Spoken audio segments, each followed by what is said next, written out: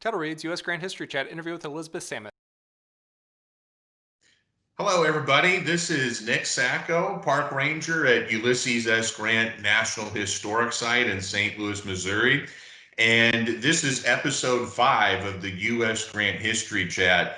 And it is my distinct pleasure to be interviewing Dr. Elizabeth Samet, who is the author of the Annotated Memoirs of Ulysses S. Grant. And so to kind of kick off our interview with Dr. Samet today, many of you watching might recognize her from her participation in the recent documentary of the History Channel on Ulysses S. Grant. So Dr. Samet, would love to hear a little bit about what that process was like. What was it like being on the documentary, and just kind of give us some insights. We'd love to hear about that.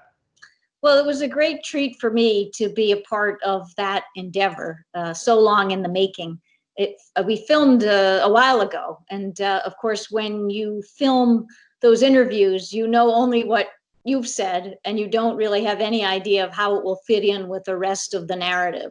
Sure. So I watched along with everyone else at the premiere, and of course, that was not how anyone imagined it, right? That would happen during a period of crisis, and but I think that the Memorial Day date was very appropriate, and I think that it garnered a lot of viewers as a result of that timing. But the seeing it all unfold and seeing the ways in which the film was crafted was really a great treat for me. And to be able to see the balance, it's so hard, of course, to fit an entire life into 6 hours. So I was happy to see both his earlier life as well as the Civil War, and then, of course, at the end, also the presidency and the writing of the memoirs. Of course, the memoirs are so important to me. I always want to. There's never enough time in these things devoted to the memoirs for my taste, but I think they did give a great flavor of how he finished them up in the cottage in Mount McGregor, New York. Sure, absolutely. And I think what's interesting too with a lot of these documentaries, it's almost like pieces of a puzzle where you have all these different historians, but then you're also adding these dramatic scenes, these sort of historical reenactments, and you got to kind of put the pieces together. And to your point, you can easily spend a 6-hour documentary on the memoirs alone. So it was nice to at least see a little bit of a mention of the memoirs in there. And to that point, your recently published annotated memoirs, I've had a chance to flip through them. I thought they were beautifully illustrated, and your annotations, your explanations in the memoirs are very helpful for modern readers. But understandably, this is a huge undertaking that you did. And so what kind of motivated you to start this project in the first place, and what was that process like, creating this annotated edition of Grant's memoirs? It was, I would say that most of the work in a concentrated fashion took place over the last several years. But I realized as I was editing that, as I was working on it, that in some strange way I had been working on it for 20 years, in that I first found the memoirs a long time ago in graduate school, actually. My specialty is literature, not history. Mm-hmm. And I read this fascinating book, and I can't even do the archaeology anymore of how I got there. But instead of writing my PhD dissertation, I was reading this book, and it didn't conform to any expectations that I had about what a 19th century general would sound like or write. And it seemed wholly self-effacing. It did not have the kinds of rhetorical flourishes and the sort of purple prose that we associate with many 19th century writings about war. And one of the things initially, very early on in the memoirs, in one of the first chapters, Grant writes about his experience as a student at West Point, saying that he spent most of his time actually reading novels.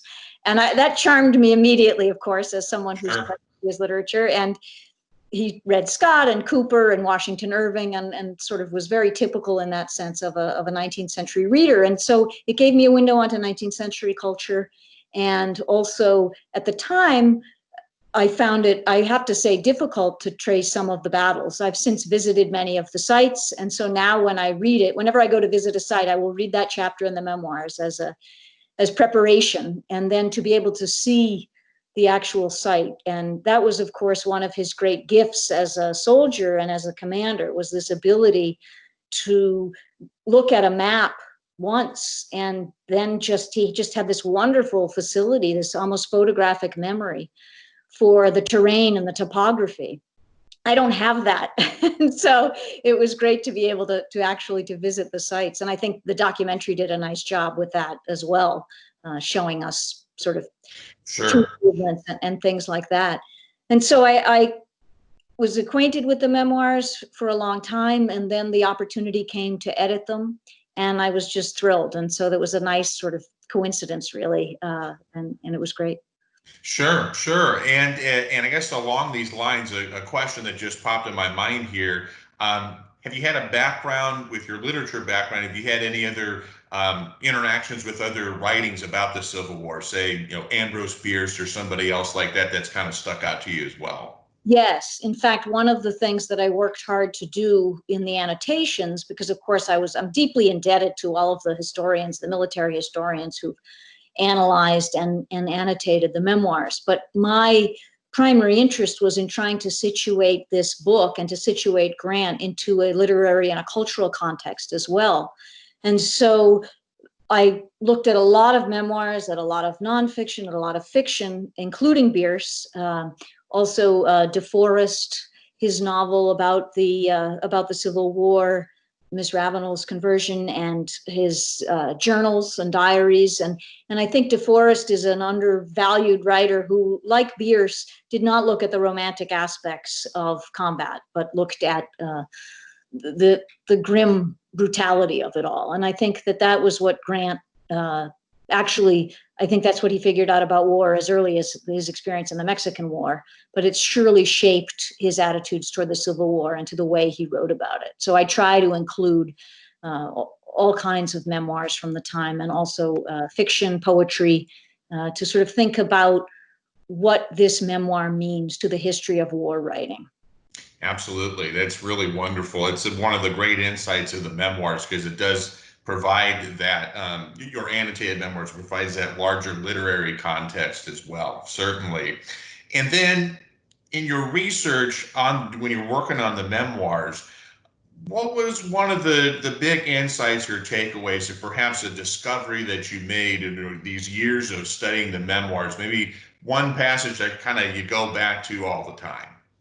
So it's a hard question, the hardest question I'm asked usually, because there are so many passages, and I've spent so much time with it that there are passages I sort of carry around with me, and they help explain the world to me sometimes. One of the passages is from early on in the memoirs, where he's talking about the two commanders he worked with in Mexico, General Winfield Scott and General Zachary Taylor, who were really opposites in many, many ways, except in the fact that they were successful commanders. And Grant has this wonderful passage in the early chapters about these two generals and about how they write and talk.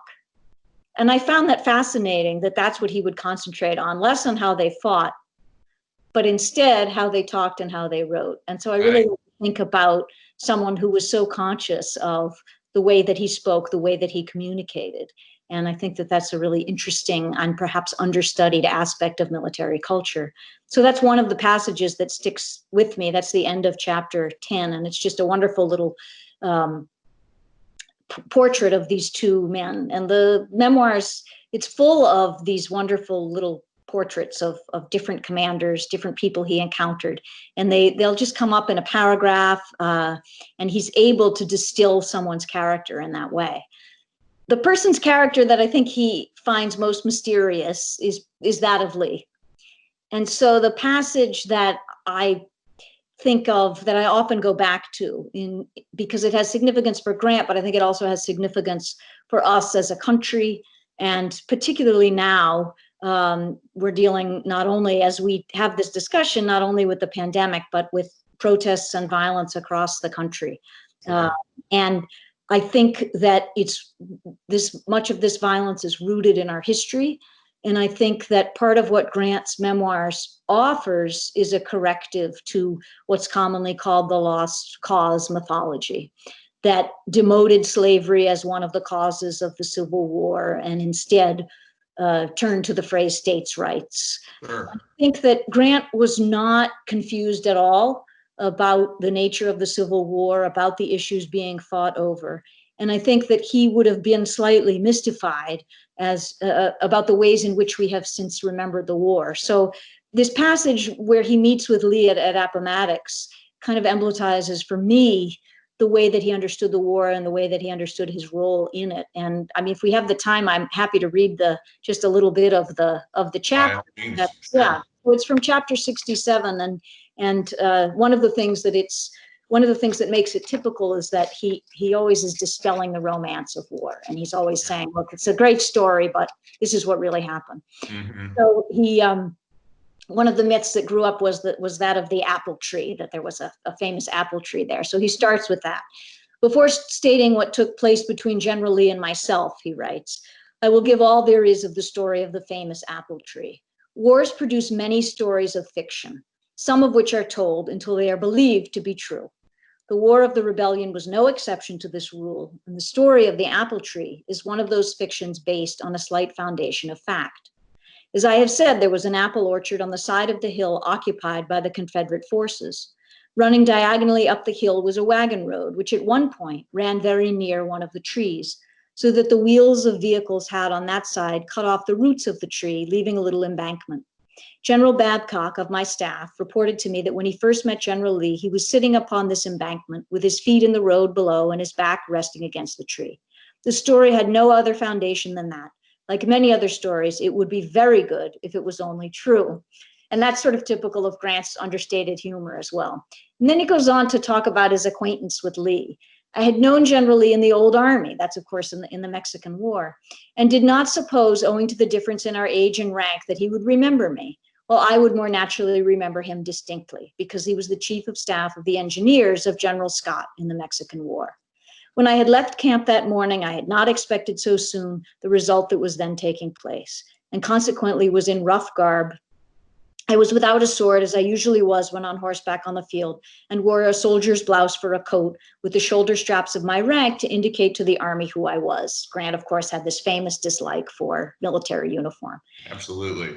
"When I went into the house, I found General Lee. We greeted each other, and after shaking hands, took our seats. I had my staff with me, and a good portion of whom were in the room during the whole of the interview. What General Lee's feelings were, I do not know. As he was a man of much dignity and with an impassible face, it was impossible to say whether he felt inwardly glad that the end had finally come, or felt sad over the result, and was too manly to show it. Whatever his feelings, they were entirely concealed from my observation.